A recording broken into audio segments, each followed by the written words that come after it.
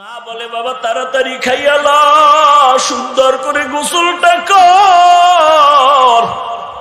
ছেলে কয় আম্মু তুমি খাইছুনি, আব্বা তুমি খাইছুনি। বলে তুই না খাওয়া পর্যন্ত আমাদের পেটে খানা যায় না রে বাবা।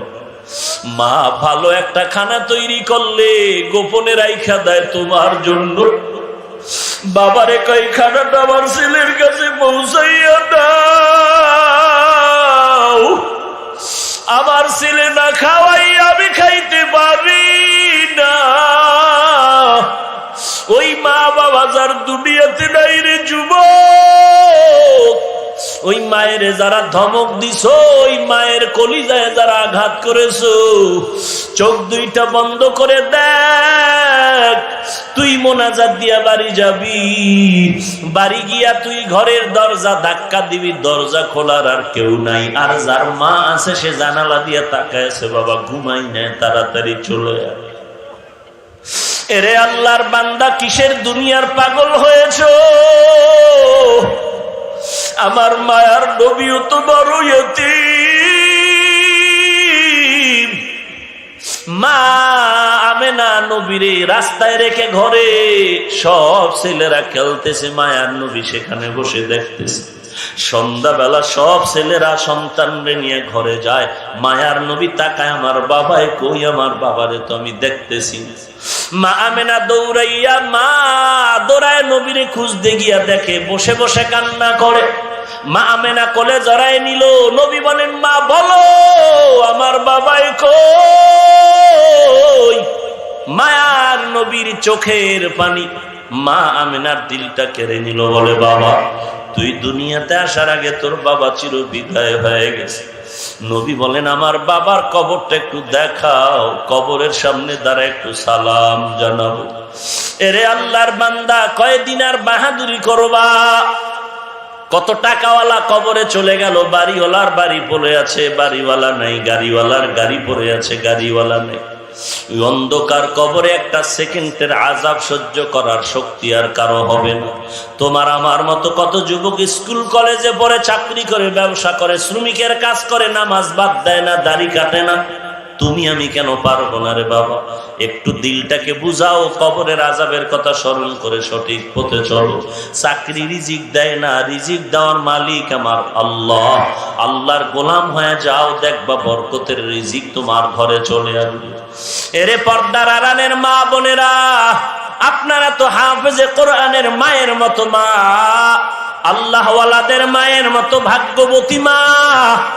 মনে চায় নাকি আপনি একজন আলেমের মা হয়ে কবরে যাবেন, আপনার সন্তান আপনার জানাজার ইমাম হয়ে যাবে?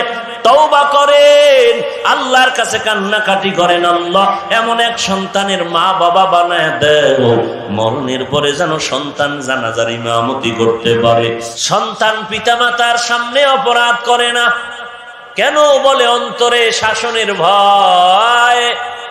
ছাত্র ওস্তাদের সামনে অপরাধ করে না কেন? বলে বিচারের ভয়।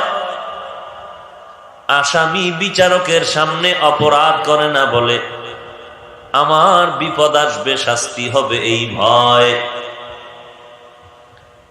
দুর্বল মানুষগুলো সবল মানুষের ভয় করে।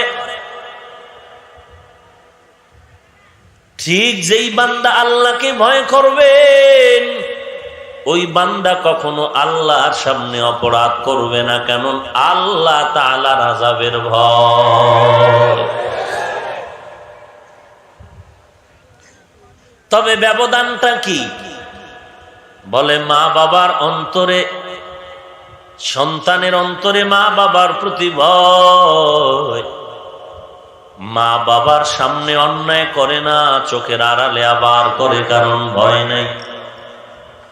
ওস্তাদের নজরে অন্যায় করে না, চোখের আড়ালে অন্যায় করে বলে ভয় নাই। কিন্তু আমার আল্লাহকে তো আড়াল করে বান্দা কোনো অপরাধ করার জায়গা নাই, কারণ বান্দা যেখানে আছো আমার আল্লাহও সেখানে আছে।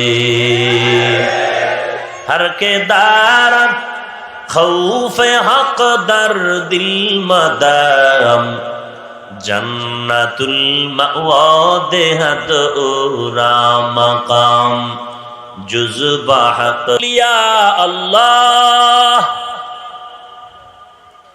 কোরআনে পাকে আল্লাহ পাক আবার বলেন, ইন্নামা ইয়াখশাল্লাহা মিন ইবাদিহিল উলামা, নিশ্চিত জমিনের মধ্যে যারা আমার বান্দার ভিতরে যারা উলামা, এরাই আমি আল্লাহকে বেশি ভয় করবে। তার মানে কি, অন্য সাধারণ মানুষ শয়তানের ধোকায় পড়ে অন্যায় করবে, একজন উলামা অন্যায় করবে না। কারণ উলামা রাতারাতি হতে পারে নাই। বান্দা আর একজন আল্লাহর খাঁটি গোলামের পেছনে সময় দিয়ে সাধনা করে নিজের অন্তরটাকে পরিশুদ্ধ করেছেন। বান্দা অন্যায় তো করবেই না, অজান্তে যদি কোনো অপরাধ হয়ে যায়, আল্লাহর ওলি ওলামা আউলিয়া তওবা করতেও দেরি করে না। আল্লাহ বলেন এই ওলামা এরা ভয় করবে আল্লাহকে বেশি। আউলিয়া কারা?